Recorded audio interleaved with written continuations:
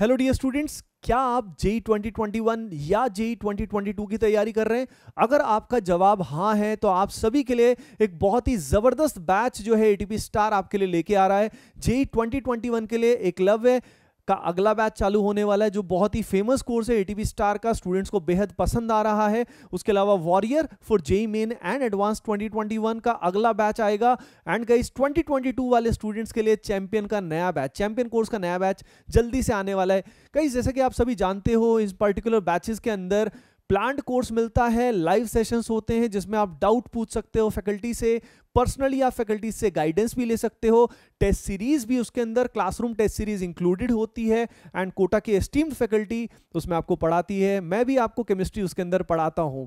So dear students, अगर आप उन एक्सक्लूसिव बैचेस को ज्वाइन करना चाहते हैं, किसी भी बैच को जो जेई 2021 के लिए या 2022 के लिए है, तो मेक श्योर नीचे दिए गए गूगल फॉर्म को आप जरूर फिल करें। इस गूगल फॉर्म को फिल करने का फायदा क्या है? You will be able to get a special discount code आपको मिलेगा। और वो आप कब अप्लाई कर पाएंगे? हाँ, जब एनरोलमेंट स्टार्ट होगा। एनरोलमेंट स्टार्ट कब होंगे गाइस? 31 जुलाई को। एंड क्लासेस कब से स्टार्ट होगी? 4 अगस्त को। Okay dear students, so enjoy the video and make sure आप गूगल फॉर्म को जरूर फिल करें। Take care. हेलो एवरीवन, कैसे हैं आप लोग? Welcome to ATP star super learning platform. बच्चों, आज हम देखने जा रहे हैं ली चैटेलियस प्रिंसिपल। कोई रिएक्शन यदि इक्विलिब्रियम में है, यदि आपने अमाउंट ऑफ सब्सटेंस का चेंज किया, प्रेशर, वॉल्यूम, टेम्परेचर या इनर्ट गैस ऐड करी, तो उस इक्विलिब्रियम में क्या इंपैक्ट पड़ने वाला है। क्लियर है? ये सारा आज डिस्कशन हम करने जा रहे हैं। तो देखो, एक चीज दिमाग में क्लियर रखो, नेचर में कोई भी चीज इक्विलिब्रियम में रहना चाहती है, आप उसके साथ छेड़छाड़ करोगे तो वो वापस अपनी स्टेबिलिटी गेन करना चाहती है, अपना इक्विलिब्रियम गेन करना चाहती है। ठीक है बच्चों? तो पहला स्टेटमेंट यही बोल रहा है, यदि आप रिएक्शन में कोई भी चेंजेस करोगे तो वो इफेक्ट ऑफ चेंज को मिनिमाइज करना चाहेगी, वापस इक्विलिब्रियम गेन करना चाहेगी। क्लियर है? अब देखो, जब भी आपको किसी चीज का इंपैक्ट देखना है तो एक बात दिमाग में क्लियर रखना, जो इक्विलिब्रियम कांस्टेंट है ना, वो टेम्परेचर पे डिपेंड करता है। Amount of substance, pressure, volume, inert gas, इन सब सारी चीजों पे डिपेंड नहीं करता। तो पहला इंपैक्ट देखने जा रहे हैं बच्चों, effect of amount of substance. तो देखो, कोई रिएक्शन इक्विलिब्रियम में है ना, रिएक्टेंट और प्रोडक्ट इक्विलिब्रियम में है। आपने क्या करा? रिएक्टेंट को ऐड किया, प्रोडक्ट को रिमूव किया। तो बेसिकली प्रोडक्ट को रिमूव कर लिया, रिएक्टेंट को ऐड कर दिया।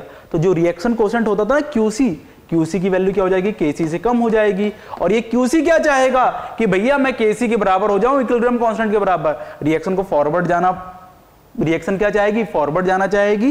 प्रोडक्ट अपना अमाउंट बढ़ाना चाहेगा, रिएक्टेंट अपना अमाउंट क्या करना चाहेगा? थोड़ा कम करना चाहेगा। तो इक्विलिब्रियम से फॉरवर्ड। यदि आपने बच्चों प्रोडक्ट को ऐड कर दिया या रिएक्टेंट को रिमूव कर दिया, क्यूसी की वैल्यू केसी से ज्यादा हो जाएगी। क्लियर है? अब आपने क्या करा? प्रोडक्ट को ऐड कर दिया ना, प्रोडक्ट को, तो इक्विलिब्रियम को कहां जाना पड़ेगा? बैकवर्ड जाना पड़ेगा। Equilibrium shift backward. ये बात क्लियर? अब देखो, यदि हेट्रोजीनियस इक्विलिब्रियम में है, यहां पे केपी क्या डिफाइन होगा बच्चों? Pressure of CO2। आप ऐड करते रहो, CaCO3 को ऐड करते रहो, कोई फर्क नहीं पड़ता। तो क्योंकि ये सॉलिड है और सॉलिड इक्विलिब्रियम कांस्टेंट की जब आप इक्वेशन लिखते हो वहां पे ये नहीं दिखता। ठीक है? तो CaCO3 कितना ही ऐड कर दो, partial pressure of CO2 very करने वाला नहीं है, क्योंकि Kp की वैल्यू फिक्स है तो CO2 का भी प्रेशर फिक्स होने वाला नहीं है। और Kp किस पे डिपेंड करता है? Only on temperature. ये बात क्लियर? अमाउंट ऑफ सब्सटेंस की क्लियरिटी आ गई बच्चों। अब देखो, effect of pressure oblique volume. ध्यान से देखो, जब भी वॉल्यूम डिक्रीज करोगे, दिमाग में बिल्कुल इस पॉइंट को राइट डाउन कर लो, वॉल्यूम डिक्रीज करोगे, प्रेशर इंक्रीज करोगे, इक्विलिब्रियम शिफ्ट होगा towards laser number of gaseous moles. अब इसका रीजन दूंगा, towards laser number of gaseous moles. Clear है? और वॉल्यूम इंक्रीज करोगे और प्रेशर डिक्रीज करोगे। अब देखो, बात एक है ना, या तो क्या करो, प्रेशर इंक्रीज करोगे तो वॉल्यूम क्या होगा? डिक्रीज होगा, है कि नहीं, सिस्टम का। और यदि वॉल्यूम इंक्रीज कर रहा है तो प्रेशर क्या हो रहा है? सिस्टम का डिक्रीज हो रहा है। तो equilibrium shift towards larger number of gaseous moles. Equilibrium shift towards larger number of gaseous moles. Clear है पॉइंट? तो देखो यहां पे case 1 delta Ng equal to 0, मतलब रिएक्टेंट साइड जितने गैसियस मोल्स है उतने प्रोडक्ट साइड गैसियस मोल्स है। इक्विलिब्रियम को कोई फर्क नहीं पड़ने वाला। क्लियर है? देखो, H2 gases plus I2 gases कैसे देखा मैंने?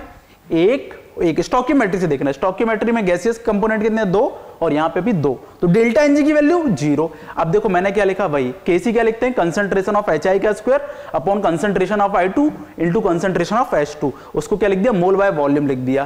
क्लियर है? तो देखो, वॉल्यूम वाली टर्म इक्वेशन में इक्विलिब्रियम कांस्टेंट की इक्वेशन में वॉल्यूम दिख ही नहीं रहा है, तो वॉल्यूम का कोई इंपैक्ट पड़ेगा ही नहीं, है कि नहीं? यहां पे देखो, Kp क्या लिखते हैं बेटा? पार्शियल प्रेशर ऑफ HI का square upon partial pressure of H2 into partial pressure of I2। Clear है। और पार्शियल प्रेशर क्या होता है, डाल्टन्स लॉ के अकॉर्डिंग मोल फ्रैक्शन क्या होगा बताओ, HI का mole of HI upon mole total into total pressure का स्क्वायर। इस तरीके से इक्वेशन लिख ली। सबका पार्शियल प्रेशर क्या लिखा, mole fraction into P total, mole fraction into P total. Clear है, कोई पी टोटल की इक्वेशन नहीं दिख रही, तो प्रेशर और वॉल्यूम का वेरिएशन करते रहो। केसी और केपी तो भैया टेम्परेचर डिपेंडेंट होते हैं, और यहां पे वॉल्यूम और प्रेशर वाली टर्म दिख ही नहीं रही, तो इक्विलिब्रियम में कोई फर्क पड़ने वाला नहीं है। अब बताऊंगा कैसे फर्क पड़ेगा।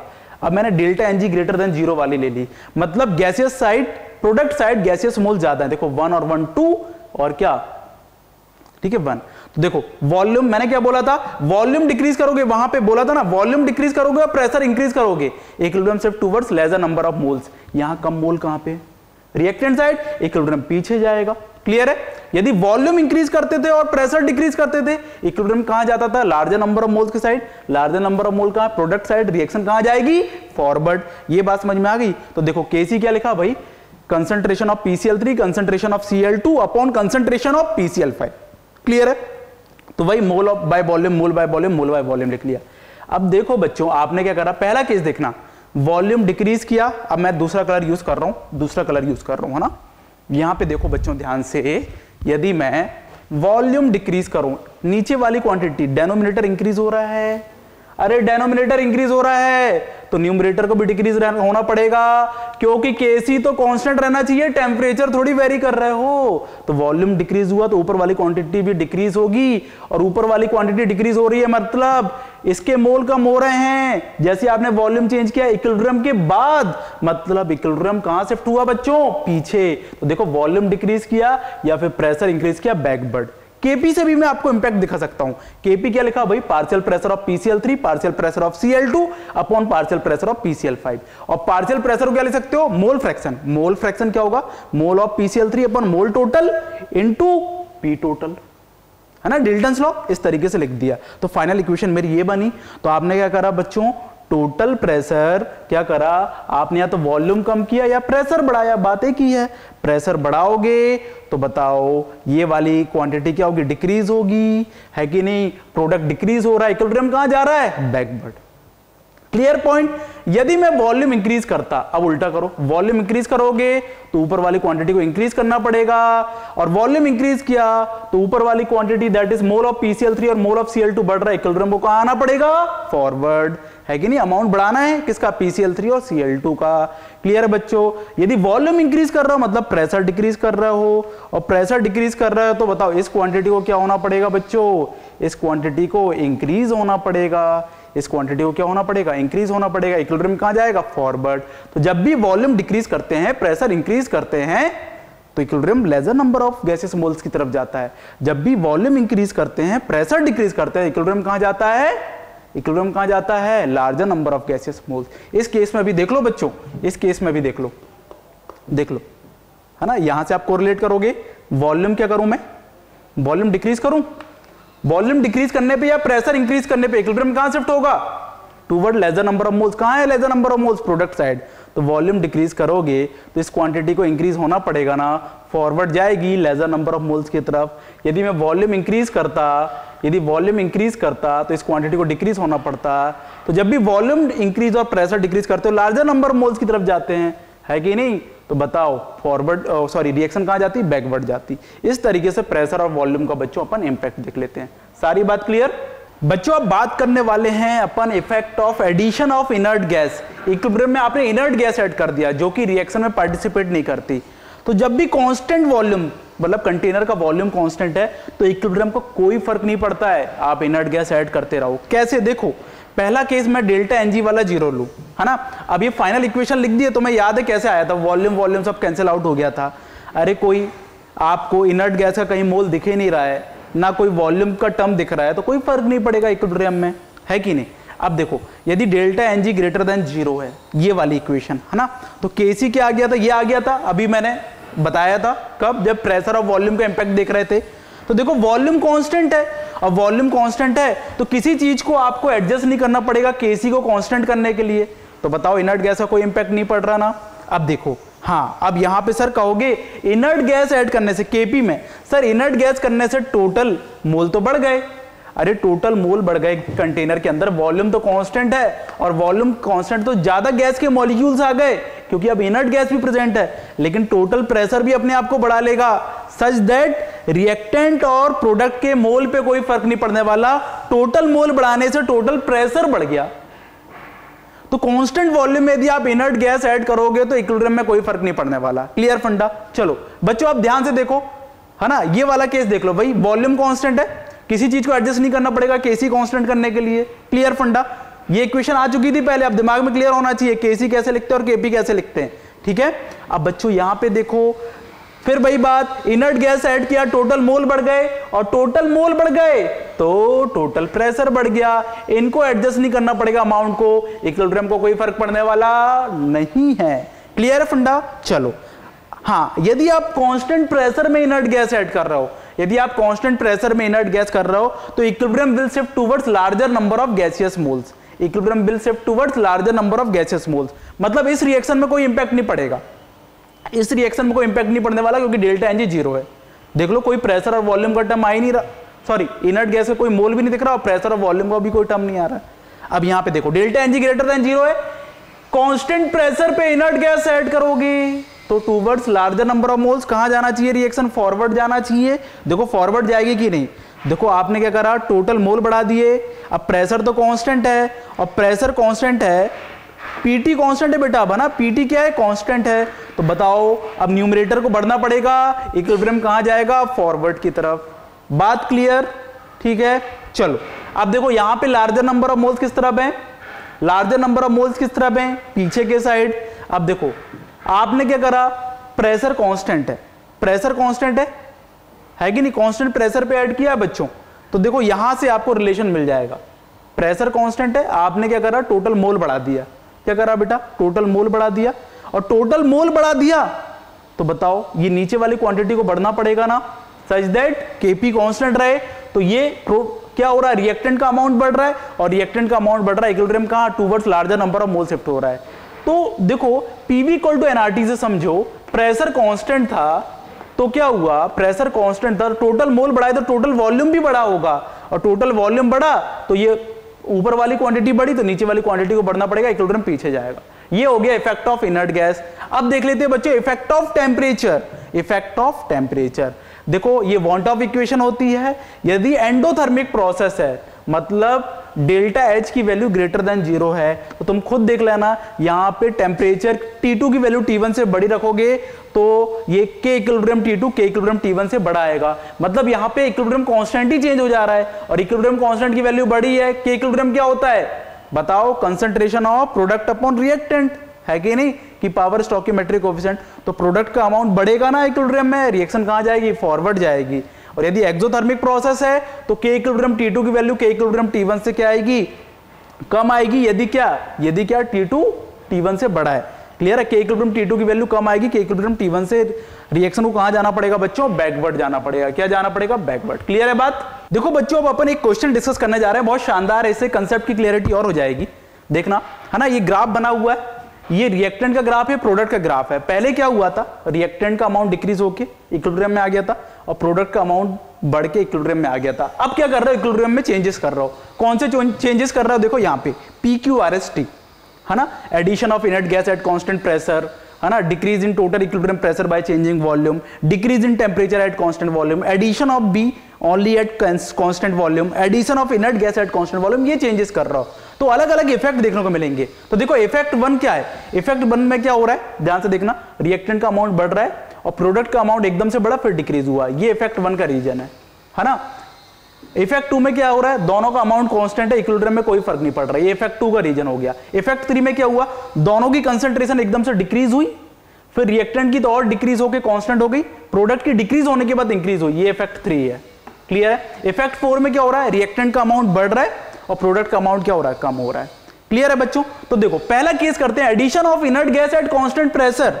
अब देखो इनर्ट गैस ऐड करने से इक्विलिब्रियम कहां शिफ्ट होता है, towards larger number of moles, equilibrium आगे जाना चाहिए, B का अमाउंट बढ़ना चाहिए। अब B का अमाउंट बढ़ता मतलब प्रोडक्ट का अमाउंट बढ़ता हुआ किस ग्राफ में दिख रहा है, एक तो देखो केवल इस ग्राफ में दिखता हुआ आपको दिखता हुआ नजर आ रहा है इस ग्राफ में, लेकिन ये सडन एकदम से डिक्रीमेंट आया प्रोडक्ट के अमाउंट का, और रिएक्टेंट का अमाउंट भी एकदम से डिक्रीज किया। रीजन क्या है, यदि आप पीवी इक्वल टू एनआरटी से समझोगे ना, इनर्ट गैस ऐड करने से आपने एकदम से टोटल मोल बढ़ा दिए, प्रेशर तो कांस्टेंट था, तो एकदम से कंटेनर का वॉल्यूम इंक्रीज कर दिया, है कि नहीं? मोल चेंज करते अपने, है ना, बी अपना मोल बढ़ाता है, ए अपना मोल कम करता है, addition of inert gas at constant pressure. लेकिन क्या हुआ, मोल बाय वॉल्यूम एकदम से क्या हुआ, वॉल्यूम इंक्रीज हो गया, तो दोनों की कंसंट्रेशन एकदम से क्या हो गई, देखो ये डिक्रीज हो गई, एकदम से डिक्रीज हो गई। अब क्या होगा, इक्विलिब्रियम आगे शिफ्ट होगा। बताओ बच्चों, प्रोडक्ट का अमाउंट बढ़ेगा, रिएक्टेंट का अमाउंट कम होगा, क्योंकि addition of inert gas at constant pressure, equilibrium shift towards larger number of moles. तो इफेक्ट कौन सा आ गया, ये इफेक्ट 3 आ गया, ये क्या हो गया P। अगला क्या है, डिक्रीज इन टोटल प्रेशर। अब total pressure by changing volume, तो देखो प्रेशर एकदम से आपने डिक्रीज किया, तो वॉल्यूम एकदम से क्या हुआ, इंक्रीज हुआ। जब भी प्रेशर डिक्रीज करते हैं, वॉल्यूम इंक्रीज करते हैं, इक्विलिब्रियम कहां शिफ्ट होता है, towards larger number of moles. तो फिर से क्या होना चाहिए, प्रोडक्ट का अमाउंट बढ़ना चाहिए, लेकिन एकदम से ग्राफ डिक्रीज क्यों हुआ, क्योंकि एकदम से वॉल्यूम सिस्टम का क्या हो गया, इंक्रीज हो गया। मोल बाय वॉल्यूम कंसंट्रेशन दोनों की, रिएक्टेंट और प्रोडक्ट की, एकदम से डिक्रीज हो गई, और रिएक्टेंट की फिर फर्दर डिक्रीज होकर कांस्टेंट हो गई, प्रोडक्ट की क्यों बढ़ी, क्योंकि प्रेशर क्या, प्रेशर डिक्रीज करने से, वॉल्यूम इंक्रीज करने से इक्विलिब्रियम कहां शिफ्ट होता है, towards larger number of moles. तो बताओ इसका भी ऑप्शन क्या आ गया बच्चों, क्यू आ गया। आर ऑप्शन देखो, decrease in temperature at constant volume, temperature decrease कर रहे हैं, एंडोथर्मिक प्रोसेस है, इक्विलिब्रियम पीछे जाएगा, और इक्विलिब्रियम पीछे जाएगा तो बताओ रिएक्टेंट का अमाउंट बढ़ेगा, प्रोडक्ट का अमाउंट क्या होगा, कम होगा। तो फोर्थ ऑप्शन किसके लिए आ गया, सॉरी हाँ, फोर्थ ऑप्शन किसके लिए आया, आर के लिए, है ना, किसके लिए, आर के लिए फोर्थ ऑप्शन आ गया। Addition of B only at constant volume, B को ऐड किया आपने, जब भी प्रोडक्ट को ऐड करते इक्विलिब्रियम पीछे जाता, ए का अमाउंट बढ़ना चाहिए और प्रोडक्ट का अमाउंट कम होना चाहिए। तो देखो ये वाला ग्राफ आएगा, ये वाला कौन सा, इफेक्ट 1 वाला, येलो वाला। रीजन क्या है, अब देखो बी को एकदम से ऐड किया तो उसका अमाउंट एकदम से बढ़ा था ना, उसके मोल एकदम से ऐड किया आपने, एकदम से उसकी कंसंट्रेशन बढ़ी, फिर डिक्रीज होगी, है ना, और रिएक्टेंट का अमाउंट तो क्या होगा, बढ़ेगा।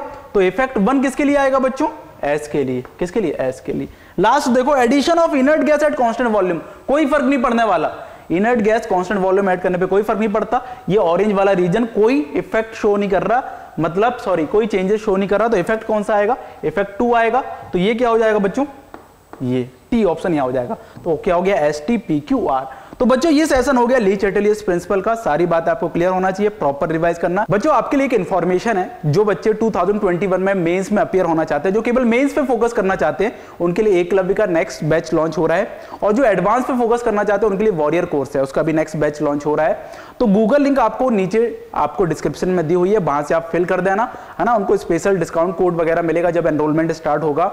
तो जो एकलव्य कोर्स है वहां पे प्रॉपर मेंस के सिलेबस को एनालाइज किया गया है, जो ऑथेंटिक सिलेबस है उसके बेसिस पे कोर्स डिजाइन किया गया है। तो शानदार कोर्सेज है दोनों, एडवांस के लिए वॉरियर है ना, और बहुत ही अफोर्डेबल प्राइस में अवेलेबल है बच्चों। और जो 2022 में अपीयर होना चाहते हैं, 11th प्लस 12th का जो सारा कोर्स है ना, अच्छे से करना चाहते हैं बिल्कुल, उसके लिए जो 2022 में अपीयर होना चाह रहे हैं उनके लिए चैंपियन कोर्स है। तो जो भी इंटरेस्टेड है, आपके मोहल्ले पड़ोसी जो भी कजिन्स है, सबको इन्फॉर्म करो यार, है ना, इतना कम प्राइस में इतना बहुत सही सिलेबस, यहाँ पे बहुत सही कंटेंट मिल रहा है, तो जरूर इन्फॉर्म करो। ठीक है बच्चों, मिलते हैं नेक्स्ट सेशन में, टाटा बाय बाय।